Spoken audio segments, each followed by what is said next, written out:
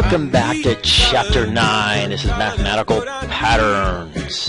What we're going to do is look at how mathematical patterns and sequences are represented by an explicit formula or some type of recursive definition. One of them allows for direct computation of any term for a sequence, or you can quickly skip from knowing what term you want to get to the final answer, and the other one uses an initial term to get to the next term, to get to the next term, to get to the next term in order. Definition of a sequence: an ordered pair list of numbers called terms. Okay, so we can describe sequences in two ways. Just talked about that. One of them is explicit formula, or the other one is a recursive formula or recursive definition. First one we're going to look at is the explicit formula.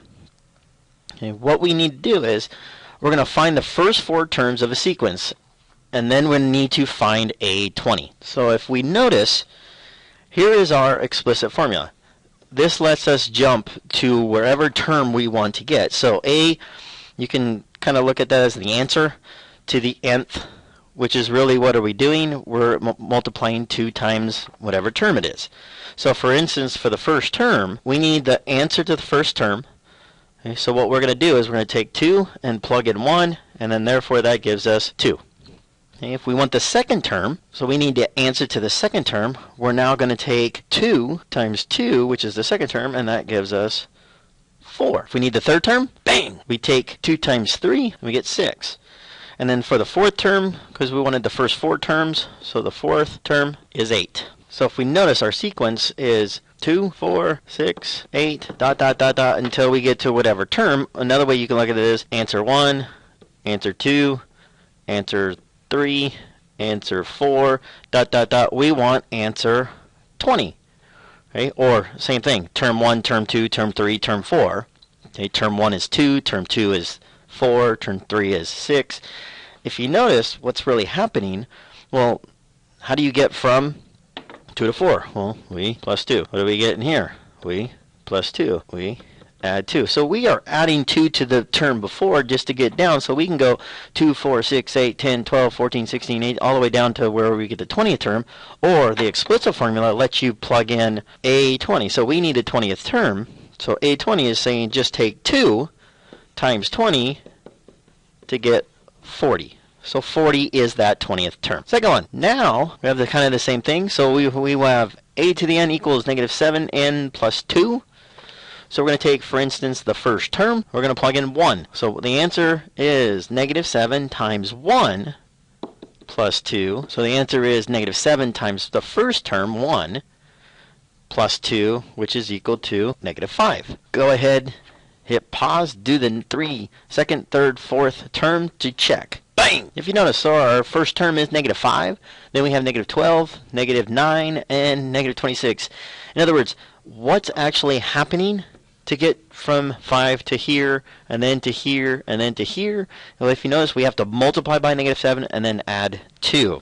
So if we need the 20th term, so we have A20, all we're going to do is plug in n is 20 for the 20th term, multiply by 7, add our negative 7, add 2, we get negative 138. That is an explicit formula. We can use our formula to get any term that we need. We can get the 20th term, the 5th term, the 4th term, the 3rd term, the 100th term. So an explicit formula defines the nth term, whatever term you want to find. Now explain how you can find various terms. Well, one of the first things is let's just replace n. So when we have the formula, replace the n with the term, and then we carry out the computation. You multiply, you can add, you can subtract. Once we do that, it's basically simplifying the value. Okay, so explicit formula. The second one is the recursive formula. Okay, if we need to find the first 5 terms in a sequence, well, notice with the formula, you're going to have both parts. So these parts make up, or 2 parts make up the recursive formula. Well, if you notice, it gives us right here, this is the first term, hence that 1 right there. Okay? If it says a to the 4, then we would have the 4th term. Okay? What this recursive formula is doing is this a subscript n minus 1 This is the previous term. So what is that telling you to do is it's saying to whatever previous term, we're going to add 3. For instance, A1 we know is 5. Well, A2, what are you going to do? We're going to take, if we plug in n, we're going to take 2 minus 1 subscript and then plus 3.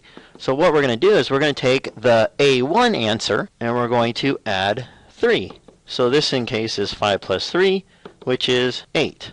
So first term is 5, second term is 8. Okay? So the third term is saying now we'll again take in, if we say the term before the third term is the second term. So we're going to take the second answer and add 3. Well, the second answer was 8. So if we add 3, you're now at 11. So the A4 would say take the third answer, add 3. So now we're at 11 plus 3, which is 14. So then the fifth term is saying taking the term before, so 4 plus 3. So we're going to go 14 plus 3, which is 17. So our sequence that we created for the first 5 terms is 5, 8, 11, 14, and 17. Okay, for the one on the right, notice again, this is our first term, and then as soon as we see this a negative 1, that says the term before. So to get to the next term, what do we have to do? Well, we have to take the term before, multiply by 2, and add 1. If we start with A1, we know A1 is 3. To get to A2, we're going to take 2 times, what's the term before A2? A1. So we're going to take the answer to A1 times by 2 plus 1. So 2 times 3 plus 1 equals 7. If we go A3, we need to multiply 2 times the term answer to A2 and then plus 1. So 2 times 7 plus 1 equals 15. So now we have 3, 7, 15. Well, how do we get A4? Take the answer 15. So from the third answer, we're going to multiply by 2. So 2 times 15 plus 1 equals 31. And the last one, A5, if we want for the fifth term, so we're going to go 2 times the fourth answer plus 1, which is 2 times 31 plus 1, which is 63. So that's how we get the next terms. Is we got to remember, a to the subscript negative n minus 1 is the term before or previous term. And both parts are written in the formula. If we want to go backwards, so let's say we're given 2, 6, 10, and 14. What we need to do is figure out, well, is there a common difference between each of these? So for instance, how do we get from 2 to 6? We add 4. How do you get from 6 to 10? Hey, we add 4, and we add 4. So right now, you are adding 4 each time. Okay, so the two parts we know is, well, what's the first term? The first term, anytime you're given a sequence like this, that term right there that begins, we'll always call that A1. So we know this is A1 equals 2. So our recursive formula says, well, how do we get to any term after that? Well, what are we going to do to the, let's make that subscript n minus 1. So what do you do to the answer before? So for that first term, what did we do? We added 4. So we're going to add 4 to the answer before. And there's our recursive formula. So we need to figure out what's the pattern. Here's a quick one to try on your own. Hit pause. So what if I gave you 80, 77, 74, 71, and 68? Write the recursive formula given that pattern. Hit pause. Welcome back. If you notice, the first term is 80, so I write a subscript 1 equals 80.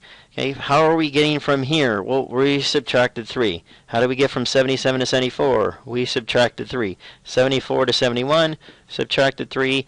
And to 68, you subtracted 3. Since all of these are the same, okay, we have a difference of negative 3. Okay, what are we doing to the term before? To the a subscript n minus 1, we are subtracting 3. So, A, recursive formula defines the nth term by using previous terms. A little bit more difficult because you need that previous term to get to the next term. So the recursive formula, we can't just jump to any term. We need that first term or the term before that we need. So explaining your words how we do this, hopefully we plug in the previous term for n a to the n minus 1. If we need the fifth term, we need to have the fourth term. In order to get the fourth term, we have to have the third term, or we have to have some starting point. Okay? And then we simplify to the value, to find the value. That's it for 9.1. Congratulations. Do your best to get the rest and be happy.